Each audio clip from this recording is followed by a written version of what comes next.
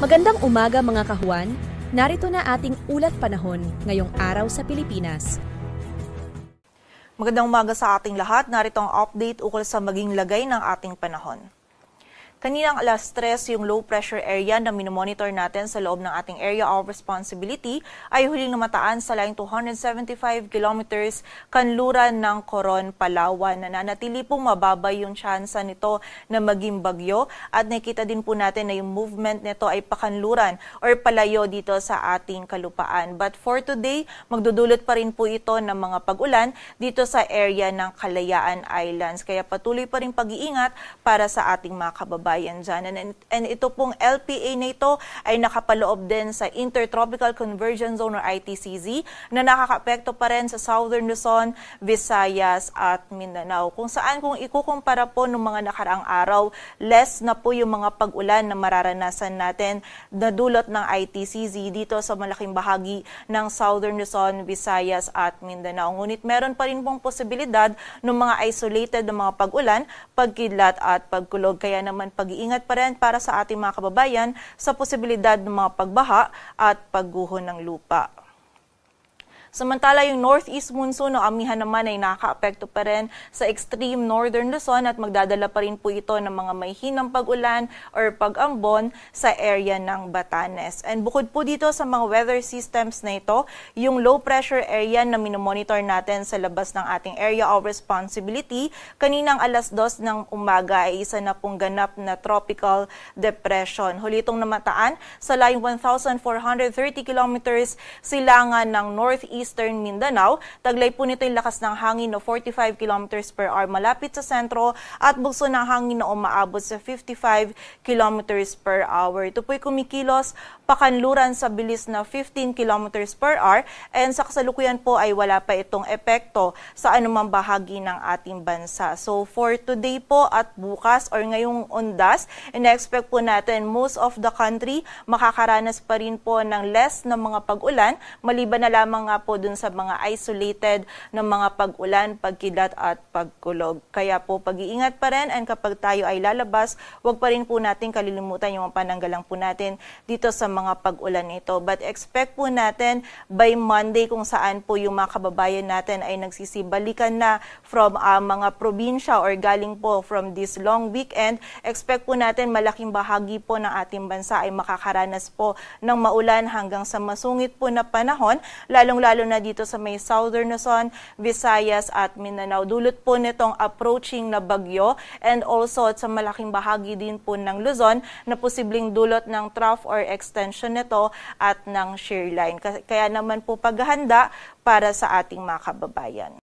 At para nga po dito sa latest forecast track analysis ng minomonitor natin na bagyo sa labas ng ating area of responsibility, generally, ngayon po ay kumikilos ito pa west-northwestward at posible po itong pumasok sa loob ng ating area of responsibility bukas ng umaga or ng hapon. Kapag po ito ay nasa loob ng PAR, ang papangalan po natin dito ay Tino. And nakikita po natin generally, pag nasa loob ito ng PAR ay kikilos naman ito pakanluran patungo po dito sa may silangan ng Visayas at Mindanao. Ang possible landfall po natin ay over sa Eastern Visayas or Caraga area by Tuesday morning. Ngunit kapag po nagkaroon ng pagbilis sa pagkilos itong bagyo nito, posible pong by Monday evening ay maglandfall na po ito dito sa mga areas na ito. And between Tuesday and Wednesday naman, nakikita natin na tatawirin nito itong Visayas and Mimaropa area.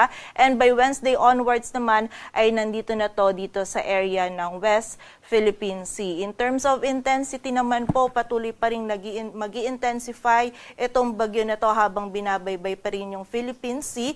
And possible po na bago ito maglandfall ay mag-intensify ito into a typhoon category. So malakas po yung hangin na dala nitong bagyo nito, kaya naman po muli paghahanda po para sa ating mga kababayan. And also medyo may mataas pa po yung uncertainty netong track and yung other scenarios po natin dito sa bagyong ito. Kaya kailangan din po natin i-consider etong cone of confidence na tinatawag po natin, kung saan sa mga susunod po na araw or oras posible pong maging mas mataas yung track or mas mababa po yung track netong bagyo nito. Kaya naman po patuloy pa rin mag-antabay sa updates na ipapalabas ng Pag-asa.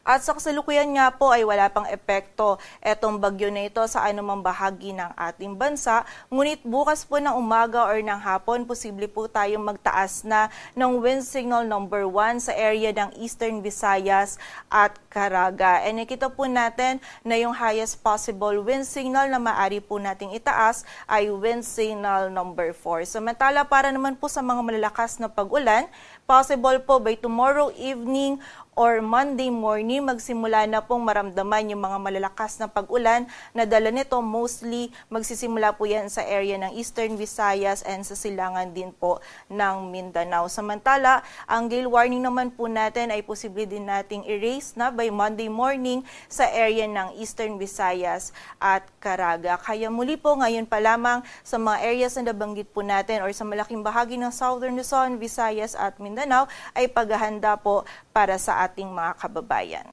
At para naman sa maging lagay ng panahon ngayong araw ng Sabado, magiging maulap pa rin po yung kalangitan. May mga kalat-kalat na pag-ulan pa rin pong mararanasan dito sa area ng Cagayan. Dulot po ito ng shear line. Posible pong hanggang sa mga malalakas pa rin yung mga pag-ulan na ating mararanasan. Kaya naman pag-iingat para sa ating mga kababayan dyan. Samantala, for the area naman ng Bicol Region at Mimaropa, may mga isolated pa rin pong mararanasan na pag-ulan dulot ng easterlies. And dito naman sa Metro Manila, dulot ng ITCZ. And dito naman po sa Metro Manila and sa nalalabing bahagi po ng Luzon, magiging bahagyang maulap hanggang sa maulap din po yung ating kalangitan. Posible pa rin yung mga biglaan at mga panandaliang pag-ulan, pagkilat at pagkulog dulot po ng mga localized thunderstorms. Kaya kapag tayo ay lalabas, huwag pa rin natin kalilimutan yung mga pananggalang natin dito sa mga pag-ulan na ito. Agwat ang temperatura dito sa Metro Manila ay mula 25 to 32 degrees Celsius. Samantala dito naman po sa bahagi ng Palawan, lalong-lalo na dito sa area ng Kalayaan Islands, meron pa rin po tayong mararanasan ng mga pag-ulan na dulot ng LPA. Samantala sa buong bahagi naman ng Visayas at Mindanao, ngayong araw magiging bahagyang maulap hanggang sa maulap po yung ating kalangitan. Posible pa rin yung mga biglaang pag-ulan, pagkilat at pagkulog na dulot ng ITCZ. Agwat ng temperatura sa Cebu ay mula 25 to 30 degrees Celsius at sa Davao naman ay 26 to 32 degrees Celsius.